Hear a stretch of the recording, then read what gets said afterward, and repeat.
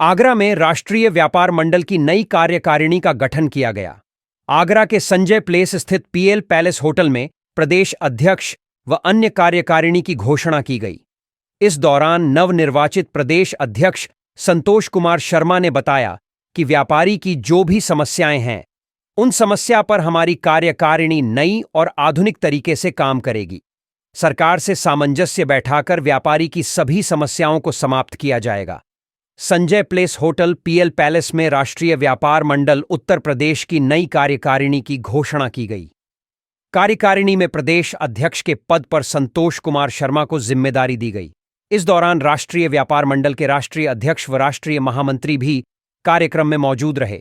राष्ट्रीय व्यापार मंडल उत्तर प्रदेश के राष्ट्रीय उपाध्यक्ष गजेंद्र शर्मा की घोषणा के बाद सर्वसम्मति से संतोष कुमार को प्रदेश अध्यक्ष मनोनीत किया गया। इस दौरान राष्ट्रीय अध्यक्ष ने बताया कि भारत सरकार की दूरगामी दृष्टि से व्यापार की प्रगति जातिवाद, परिवारवाद से ऊपर उठकर वन नेशन वन टैक्स की विचारधारा से प्रेरित होकर संगठन सरकार के साथ समन्वय बनाकर काम करेगा। व्यापारियों के साथ मिलकर सरकार के साथ जो विभिन्न तरह की समस्याएं हैं, उनको हर उनके व्यापारियों के मुद्दे को सरकार के साथ बैठ करके सुलझाएंगे। व्यापारियों को भविष्य में जिस तरह की भी जो समस्याएं हैं, जिनसे बहुत सारी समस्याएं हमको ज्ञात हैं, बाकी और भी अन्य समस्याएं जो भी व्यापारियों के द्वारा लाई जाएंगी, उन समस्त समस्याओं को सरकार के साथ मिलकर के सकारात्मक रूप से निश्चित रूप से उनको सुलझाने का प्रयास किया जाएगा। व्यापारियों की बहुत सारी समस्या रहती है, लगातार व्यापारी परेशान रहते हैं।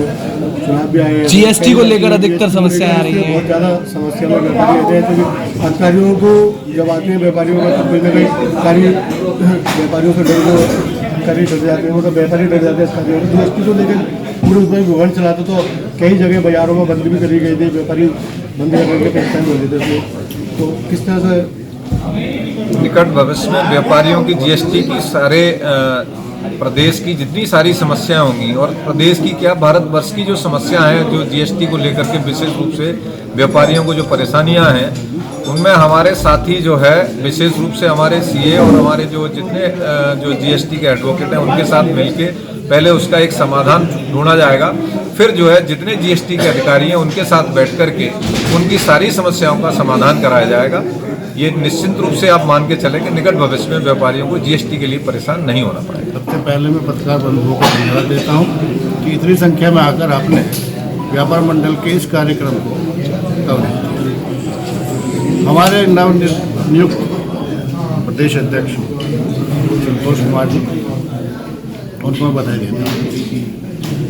हर संस्था में जैसे निश्चित कार्य अवधि होती है, इसी तरह हमारे यहाँ भी कार्य अवधि है अध्यक्ष की, ये और भी पदाधिकारी। पुराने अध्यक्ष थे, उनकी कार्यवाही है, उनकी कार्यकाल समाप्त हुआ और नया अध्यक्ष हमने मनोनीत किया। जहाँ तक सवाल है आपका बच्चाओं का, व्यापारियों की बहुत समस्या है। पहले हमारी मांग कुछ समय से चल रही है कि एक व्यापारी आयोग का गठन किया जाए।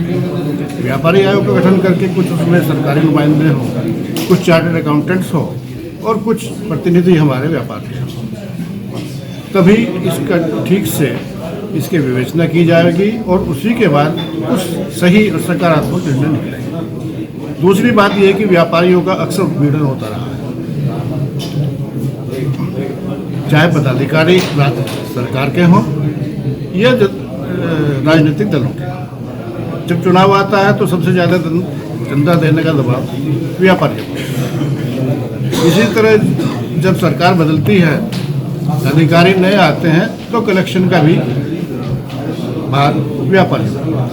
तो व्यापारी को अगर देखा जाए तो वो दोनों तरफ से सुनने के लिए कोई तैयार नहीं होता, तो उसी के लिए व्यापारी आंदोलन करता है। और ये हमारा जो राष्ट्रीय व्यापार मंडल है, ये जिले का या प्रदेश का नहीं है, ये राष्ट्रीय स्तर